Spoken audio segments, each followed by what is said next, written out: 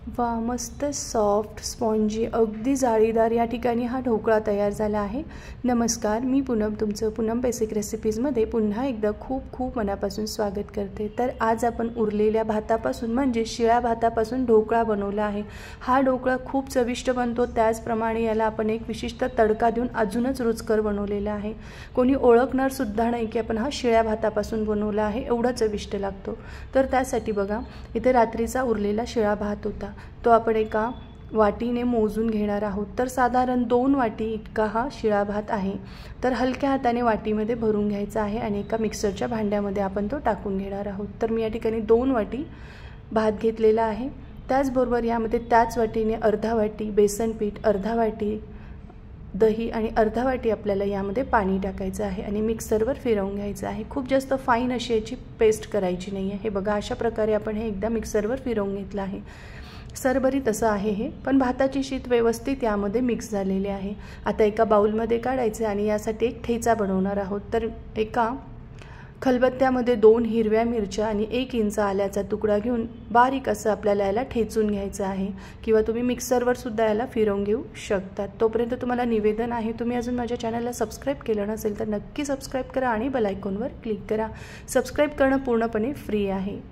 तर तयार केलेलं हिरव्या मिरचीचं वाटण आपल्याला मिश्रणामध्ये टाकून घ्यायचं आहे आणि यामध्ये 1 छोटा चमचा भरून जिरं टाकायचं आहे, पाव चमचा हिंग घालायचा आहे आणि चवीनुसार लगेचच मीठ टाकून घ्यायचं आहे।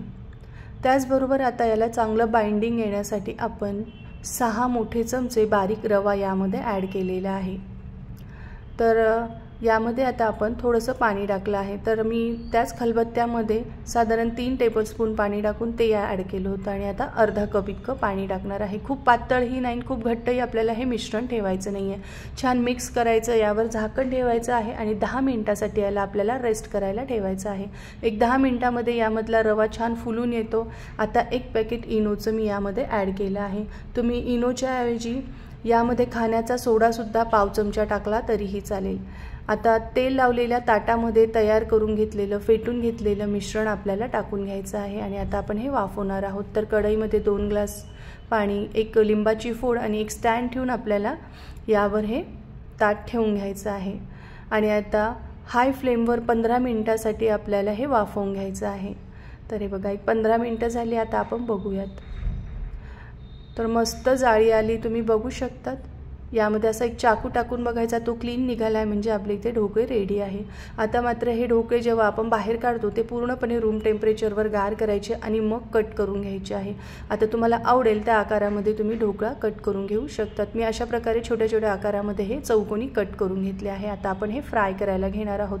तर पॅनमध्ये आपल्याला 1 मोठा चमचा इतकं तेल घ्यायचं आहे। यामध्ये 1 चमचा मोहरी टाकायची। मोहरी चांगली फुलली की यामध्ये 1 चमचा तीळ टाकायची आहे आणि 2 हिरव्या मिरच्या बारीक कट करून टाकायच्या आहे। कढीपत्ता असेल तर तोही तुम्ही यामध्ये ॲड केला तरीही चालेल।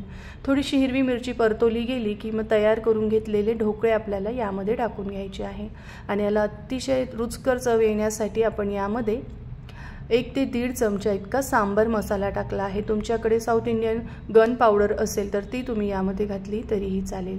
याला छान मिक्स करून घ्यायचं आहे आणि गरमागरम सॉससोबत किंवा हिरव्या चटणीसोबत, नाही तर मग तुम्ही हे तळलेल्या हिरव्या मिरचीसोबत सर्व करू शकता। तर अशा प्रकारे शिळ्या भातापासून तुम्ही सुद्धा ढोकळा करून बघा। कसा वाटला मला कमेंट करून नक्की सांगा। माझा व्हिडिओ पाहिल्याबद्दल धन्यवाद।